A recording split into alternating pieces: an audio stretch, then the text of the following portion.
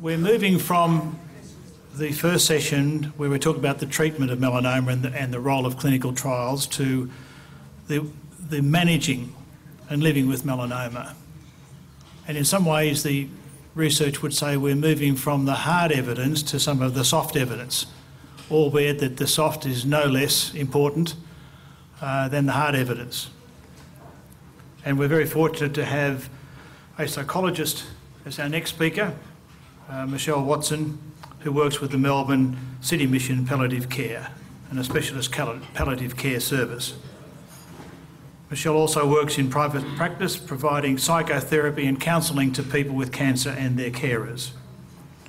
She's worked in this area for the past 7 years and has an interest in teaching people to learn simple techniques to improve their well-being.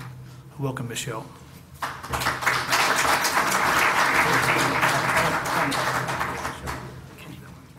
Hello everyone.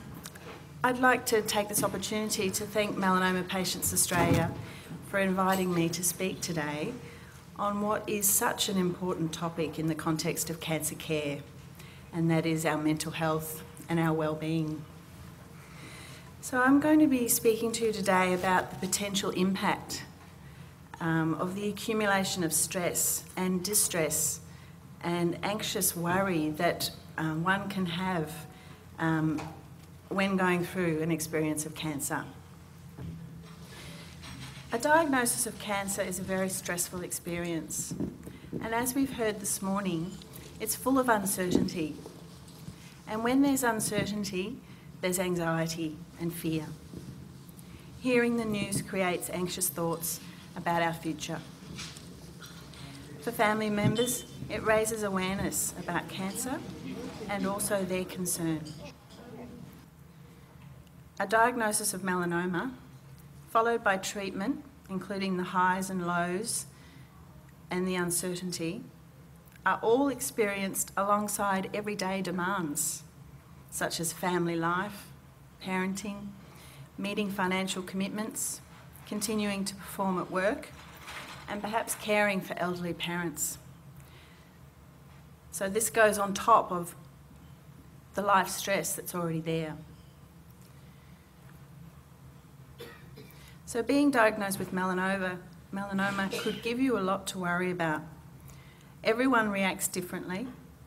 If you are the type of person who has always been a worrier, then you will continue to worry. We need to have resources in place if things start to go wrong. We may need to learn strategies that can help us to calm our anxious thoughts and help us to find some peace and reduce our suffering. Looking after our mental health and well-being means that we can enjoy our lives. So it's not just about extending life, it's also about enjoying it and quality of life. So how do we recognise the signs that things are going wrong? Sometimes difficult feelings such as shock, irritability, or sadness subside over a few weeks as we adjust and summon our internal and external resources and supports to cope with the challenges we are faced with. So what are the signs that the level of stress you are experiencing is affecting you mentally and your sense of well-being? If these difficult feelings persist, we need to pay attention. Persistent feelings of shock or disbelief, anger or irritability, feeling sad, down or miserable most of the time, or if anxious, worrying thoughts are keeping you awake at night or distracting you from your daily activities and reducing your concentration, say at work, you probably need some more support.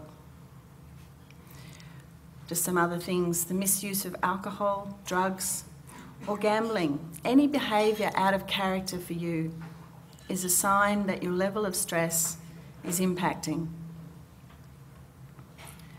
If feelings of distress are not attended to, you could go on to develop quite serious mental health issues such as depression, anxiety, or panic attacks.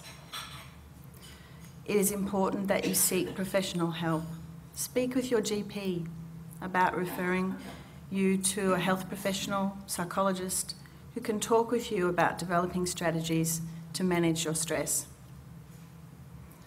Or if you feel that you have good coping strategies already and you are managing the challenges you face, but would like to look more deeply at your life, you may want to explore what is important to you at this stage of your life, or identify what gives your life meaning and purpose, then psychotherapy can be an avenue for this. So let's look at some helpful resources. Sometimes our trusted coping strategies are not available to us when our health is compromised. For example, exercise. If exercise has been something that you've used to cope with everyday life stress, and if your health is compromised, you can't continue doing that for the time being, then you might need to look at something else. Some of the resources are talking to someone who listens to you and doesn't give advice or hijack the conversation. So find a good listener in your family or your community. Talk to others with melanoma. The MPA, as probably most of you are aware, offer monthly support groups and a peer support helpline. Access these. Make sure you regularly spend time in the garden or at your local nature reserve or park. Connect with others in your family, your faith or spiritual community.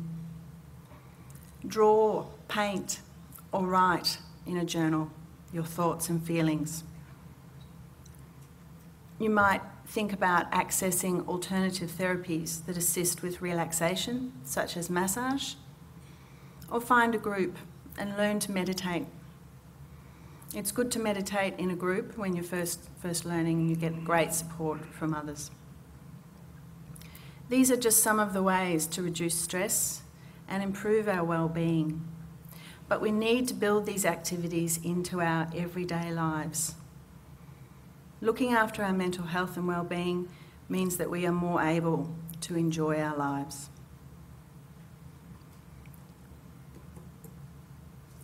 Support for carers.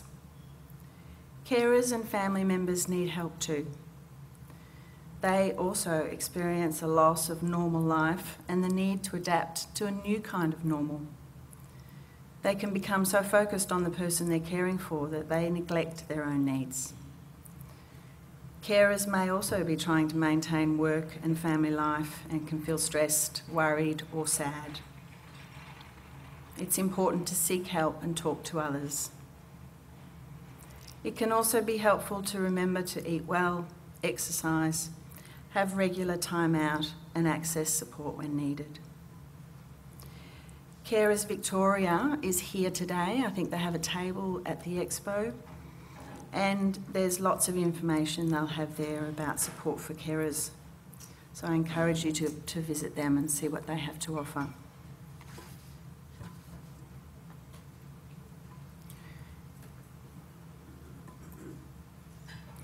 So what is palliative care?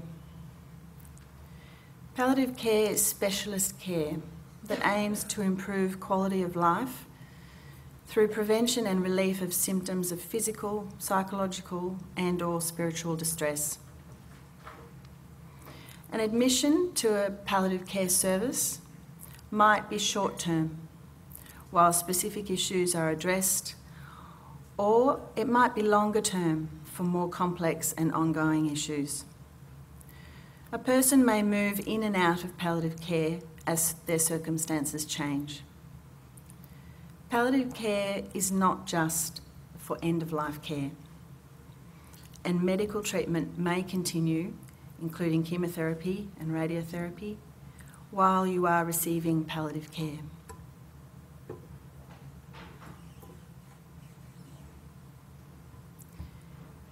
Palliative care provides support and resources such as information and education for you and your carers about how to manage your illness and ongoing care. Support and help to make the decisions and personal adjustments that may accompany serious illness.